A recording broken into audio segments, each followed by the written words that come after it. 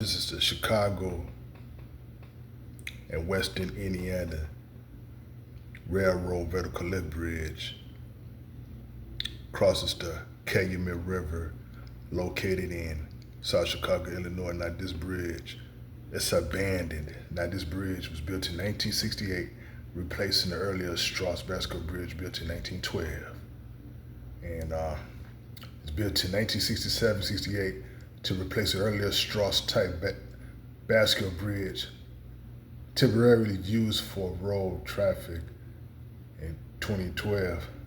Currently disused, stored in a raised position, abandoned Chicago and Western Indiana. And see, I'm gonna show you another picture.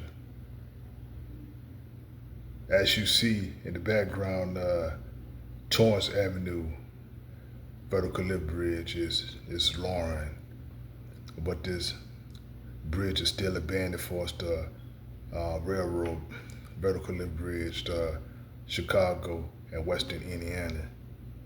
So